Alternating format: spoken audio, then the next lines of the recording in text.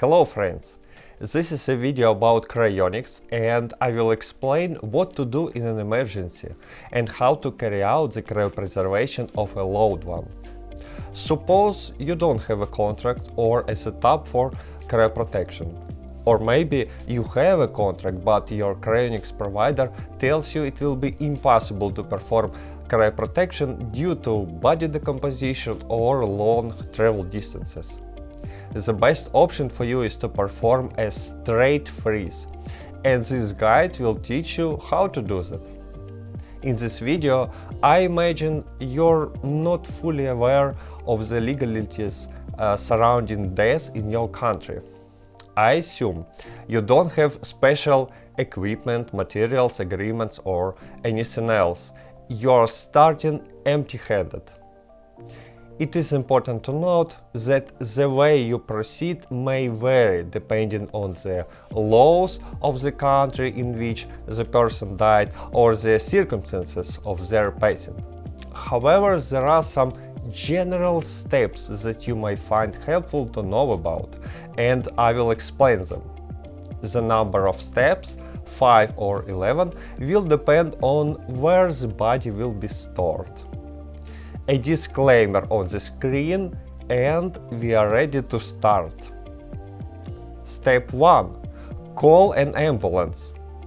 If a person has died, you have to follow the law and urgently call an ambulance and wait for the arrival of doctors and the police. Step 2. Try your best to avoid autopsy. In the context of cryonics, an autopsy has bad consequences. In many countries, it may be possible to avoid an autopsy if doctors and the police do not suspect a violent death, and there is a reason to believe the person died of natural causes, such as old age or a long illness. In this case, it would be beneficial to have documents confirming a long disease on hand to present to the doctors. Inform them of your desire to refuse an autopsy for religious or ethnical reasons and formalize this request in writing. It would be beneficial to provide doctors and the police with as many documents as possible, as this will help to reassure them and make it more likely that they will decide in your favor. What to do if an autopsy is still scheduled? I advise you to ensure the autopsy is conducted as soon as possible, maybe out of turn. Secondly, it is important to note that there are different categories of autopsies, ranging from simpler and quicker procedures to more complex and time-consuming ones. It would be advisable to request the simplest and quickest autopsy, if possible, and to avoid extracting or cutting the brain. Step 3. Obtain a death certificate. Regardless of whether there was an autopsy or not, you have to obtain a special document, a death certificate. As a general rule for all countries, I believe, you cannot legally handle the body until you get permission from a doctor, police officer or special government institutions. Ask the doctor or morgue staff how to obtain this certificate as soon as possible. If the process of obtaining the certificate seems to be taking a considerable amount of time, it might be helpful to inquire about the possibility of sending the body to a private morgue with a special refrigerator to slow down body decomposition. Very important, do not allow your family members to receive or hold a death certificate if they are against cryopreservation. A death certificate will give them the right to transport and bury the body. Step 4. Place ice from the fridge on the head. Once you have obtained the death certificate, find a way to completely cover the person's head with regular ice from a freezer. Ideally, finely crushed ice with cold water, but regular ice cubes will work too. If ice is unavailable, any other cold source from a fridge will suffice. Place new containers of water in the freezer to make more ice. If there is no refrigerator in the vicinity, kindly proceed to the next step. Step 5. Transport the body to a temporary storage location. Once the initial cooling procedure is started, you will need a suitable temporary storage location for the body. Temporary means at least a week. One possible option would be a private morgue where the body could be stored in a special substance called dry ice. It might be a non-residential place like a garage or basement.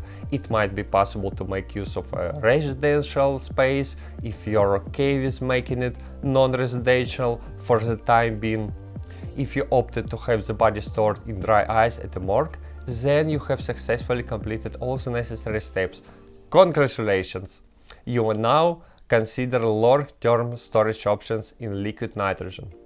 In the event that storing the body in dry ice in a morgue is unavailable for any reasons and you will be temporarily storing the body elsewhere, I kindly request that you proceed to the next step. Step 6. Order dry ice. Search for the nearest dry ice suppliers online. In larger cities, it should be relatively easy to find one. Order a delivery of 100 kilograms of dry ice to the place where you will store the body, if possible in small-sized pieces or at least medium-sized. Step 7. Order a container. I advise you to order the most common cheap coffin with delivery. I understand this may seem weird in the context of cryonics, but it is important to have a suitable place to put the body surrounded by dry ice. Ideally, this place should not be just on the floor. Additionally, in the case of a loved one's passing, such an order would not be unexpected. Plus, funeral agencies often work around the clock and deliver items quickly. You might also ask for assistance in moving the body into the coffin, or let's better call it container. Step 8. Prepare the container and the body. When the container arrives, it might be a good idea to place it at some elevation so it doesn't freeze to the floor and not cause problems with your neighbors downstairs. Next, wrap the body in a regular bed sheet and place the body in the container, ensuring the arms are by the sides. Step 9. Place dry ice in the container. Put the dry ice from the bag into the container. You must wear thick gloves or at least thick improvised gloves and cover your body with clothing to avoid skin contact with the dry ice. Please be aware that the dry ice is toxic and cannot be inhaled or touched. Ensure that you have good ventilation, if possible with open windows. Basically, you enter the room, quickly put some dry ice in the container and then go outside to get some fresh air, and then come back to continue. It might be a good idea to have someone keep an eye on you, just to be on the safe side. When you are done, ensure that the room with dry ice is not used anymore as a residential space, and that no animals or children can go inside. Dry ice does not have a smell and people who breathe it tend to lose consciousness and die, so make sure nobody will do that. And if you don't have a good ventilation, moisture may appear on the floor over time, so watch your step. I advise you to place a small object, such as a coin, under the container lid to prevent it from freezing shut. This will ensure that the container can be easily opened later and that toxic vapors will not accumulate inside. At this point, the most important steps are completed and nothing threatens the deceased anymore. Now we have just 2 extra useful steps. Step 10. Insulate the container. It is a good idea to insulate the container. Without heat insulation, the dry ice will evaporate very quickly. A nearby building material store may be able to provide a guidance on the best options. You may consider making the insulation yourself or hiring a contractor. If you're looking for a simple and quick solution, I would suggest a can of heat insulation foam. The cost is approximately $20. Once you have applied the foam to all sides, it will harden in a few hours. Step 11. Remove valuable items. If I might suggest one last thing, it would be to remove from the room any items that might be damaged by frost, such as wooden furniture, clothing, devices with lithium batteries, and so on. Don't forget about breathing some fresh air. That's all. I trust you have completed the task. Perhaps we could take a moment to review the result. I believe the person is in dry ice at approximately -78 degrees Celsius. You'll only need to open the lid, monitor the amount of dry ice, and reorder it. If you did a good job insulating the container, you might want to check the dry ice level in a few hours, then every day or two. It is thought that at such a low temperature, the body decomposes so slowly that it can be safely stored for several months before transitioning to liquid nitrogen storage. When you are ready, you may wish to consider studying further information about cryonics and decide on the next steps, which could include whether or not to continue storing the body. If you decide to store the body, would you prefer to do so initially by yourself or by immediately signing a contract with some organization? You might consider purchasing a larger cryocapsule to additionally store others for a fee. Who to order a cryocapsule from and where to place it? How to get the money? Perhaps neuropreservation would be a most cost-effective option for you. While the body is stored in dry ice, you have the opportunity to consider all the options at your leisure and make an informed decision. I hope this video has helped you to clarify things and now you feel more confident about how to proceed. You might use this video as a quick guidance later. A bonus for you.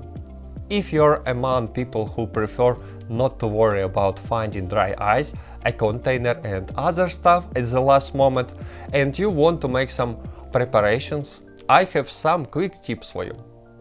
You can Google the nearest dry ice suppliers and funeral services and find those who deliver products 24/7. If suppliers work only during working hours, a promise for a good personal fee might help you to retrieve the necessary products even at night. And finally, consult a local lawyer to find out the process of obtaining a death certificate and the ways to avoid an autopsy. The best candidate is usually a lawyer who has experience with inheritance issues. Find out the information for 3 different cases: if the person died at home, in the hospital, or elsewhere. That's all. Please let me know in the comments if you have some questions or additions to this guide.